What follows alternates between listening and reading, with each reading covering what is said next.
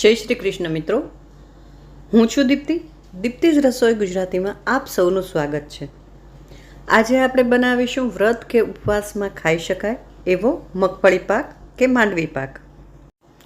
દાદી, નાની, મમ્મી બધા બનાવતા જ, પણ આમાં થોડોક ફેરફાર કરી અને મેં બનાવ્યો છે.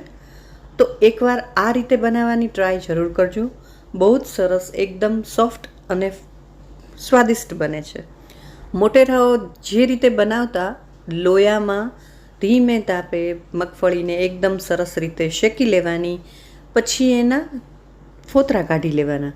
બસ એ પ્રોસેસને છે ને મેં કટ કરી નાખી છે, કારણ કે વિડીયો લાંબો થઈ જાય એટલા માટે. ચોક્કસ માપ અને અમુક બાબતો ધ્યાનમાં રાખીએ ને તો આપણી કોઈ પણ વસ્તુ બનાવીએ એ પહેલી વારમાં પણ બહુ જ સરસ થાય. જુઓ તમે કેટલો સોફ્ટ અને એકદમ ફાઇન થયો છે. ટ્રાય કરશો? કરો તો મને જરૂરથી જણાવશો. ચાલો શરૂ કરીએ.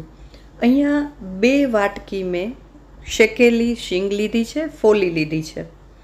2 વાટકી સામે 1 વાટકી ખાંડ લેવાની છે. એ આપણે શીંગને પહેલાં દળી લેશું. મેં બ્લેન્ડર જારમાં નાખી દીધી છે. દળીને એનો સરસ ભૂક્કો કરી નાખશું.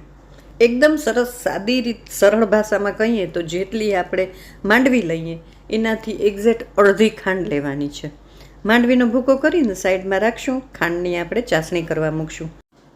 હવે આપણે અહીંયા 2 વાટકી મગફળી લીધી છે, તો આપણે 1 વાટકી ખાંડ લેવાની છે, એક્ઝેક્ટ અડધી. હવે ખાંડ ડૂબે એટલું આપણે પાણી લેવાનું. પાણીનું કોઈ ચોક્કસ માપ નથી, છતાંય પૂરો 1 કપ નથી લેવાનો. હવે એને ધીમે તાપે, ધીમાથી મીડિયમ ગેસ રાખવાનો છે. સતત હલાવતા રહી અને ચાસણી રેડી કરશું.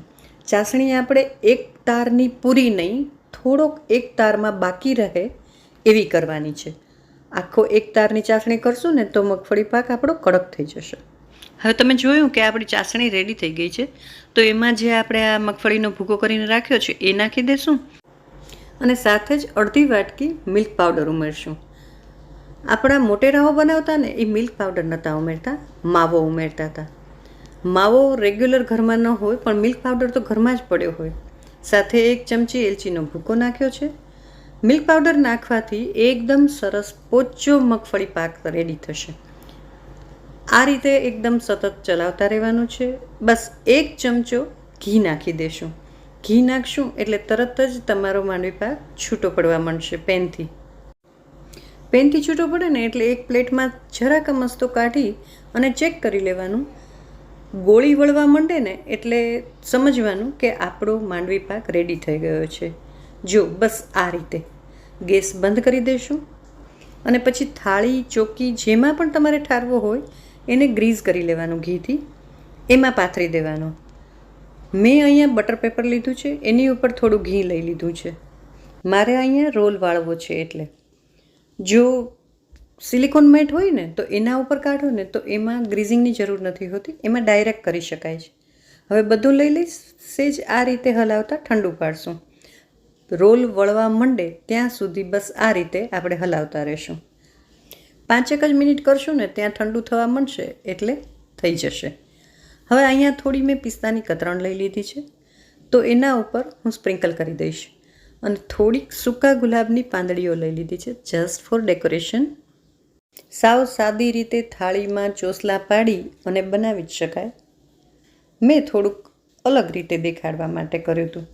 બસ આ રીતે રોલ વાળી અને એને ઠંડો થવા બહાર રૂમ ટેમ્પરેચર પર આવે ત્યાં સુધી બહાર જ રાખવાનું છે. ફ્રીઝમાં મૂકવાની કોઈ જરૂર આમાં પડતી જ નથી. ચાસણી ઠરીને સેટ થઈ જાય એટલે એમાં સરસ ચોસલા પડે જ. હવે અહીંયા થોડુંક ઠંડુ થઈ ગયું છે અને મને જરાક વિડીયો જલ્દી પૂરો કરવાની ઉતાવળ હતી એટલે હું અહીંયા કટ કરી લઈશ. બાકી જો એકદમ ઠંડુ થાય પછી તમે પીસ કરો ને તો બહુ જ સરસ પતીકા પડે. બસ આ રીતે કટ કરી અને આપણે સર્વ કરશું. મને આશા છે કે આજનો આ વિડીયો આપને સારો લાગ્યો હશે. જો ગમ્યો હોય ને તો પ્લીઝ લાઇક અને શેર જરૂર કરજો. અને હવે બનાવો તો આ રીતે મિલ્ક પાવડરનો યુઝ કરીને બનાવજો. ખરેખર બહુ જ સરસ થશે. વ્રત ઉપવાસના દિવસો એટલે કે શ્રાવણ મહિનો નજીક આવી રહ્યો છે, તો ફરાળી વાનગીઓ ચાલુ જ રહેશે. નવી નવી ટ્રાય કરવી જ જોઈશે ને, દર વર્ષે એકનું એક થોડું ખવાય. તો નવા સબ્જેક્ટ સાથે નવા વિડીયોમાં ફરી મળીશું. ત્યાં સુધી હેપી કુકિંગ.